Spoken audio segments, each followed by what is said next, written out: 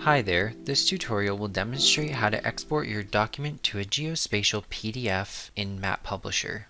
To get started, you can see that I have already opened the USA 48AI file from the tutorial data folder. So from the Map Publisher toolbar, I want to click the Export button. And from there, I want to select Export Document to Geospatial PDF. This opens up my Geospatial PDF export settings, and I want to make sure that the USA area is checked, which it already is, and then I'm going to click the Layer List and Model Tree tab. I want to click this so I can look at its options, and I want to make sure that this Use Attribute for Feature Name is selected. And from the drop-down list, I want to make sure that state name is selected. And this just means that this setting will use the attributes of state name in ascending order in the model tree. In the Options tab, I want to just leave Embed AI file within PDF selected, and that's fine. This just ensures that the geospatial PDF can be read properly if it is ever imported back into Adobe Illustrator using Map Publisher. So now we're ready, we can click the Export button. And I'm going to save this in the tutorial data folder. And I want to make sure that it is saved as USA PDF, so I know what I'm looking for. And make sure that Geospatial PDF is selected as the Save As type. You can click Save. And there we go. And next I'm going to open this document that I have just exported in Adobe Acrobat Reader. So now that I have opened my file in Adobe Acrobat Reader, I want to open the toolbox and I want to find the Measure Objects tools. So this toolbox holds three tools specific to geospatial PDFs, which is the Object Data tool, the Measuring tool, and the Geospatial Location tool. And on the right-hand side, I can also click this button here to open the Layers tab. And you can see here that only the USA area layer is present in this geospatial PDF. And the layer's visibility can be changed by clicking the eye icon, which will remove it from the map and put it back.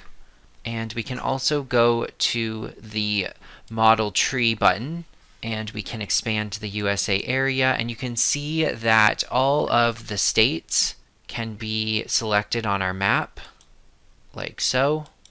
And so I'm going to close this out. You can also go over to the Object Data tool and select that, and you can select different areas of the map, and it will bring up the model tree again and show you the information.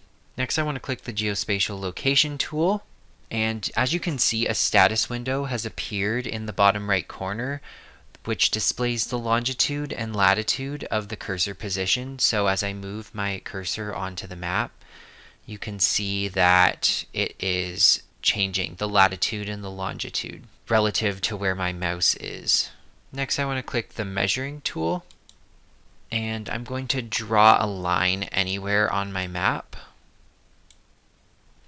When the Measurement tool is enabled, a secondary measurement toolbar appears that contains snap types and measurement types.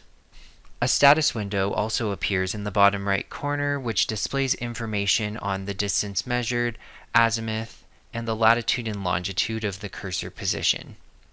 In my case, the straight line distance from somewhere in Montana to somewhere in Mississippi is 1,336.4 miles.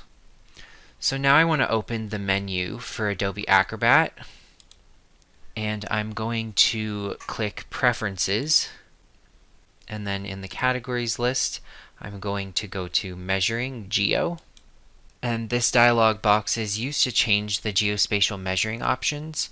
For more information on this, you can check out the Map Publisher User Guide for detailed information on all of its options and settings. In the latitude and longitude format section, I want to change the display value from decimal to degrees, minutes, seconds.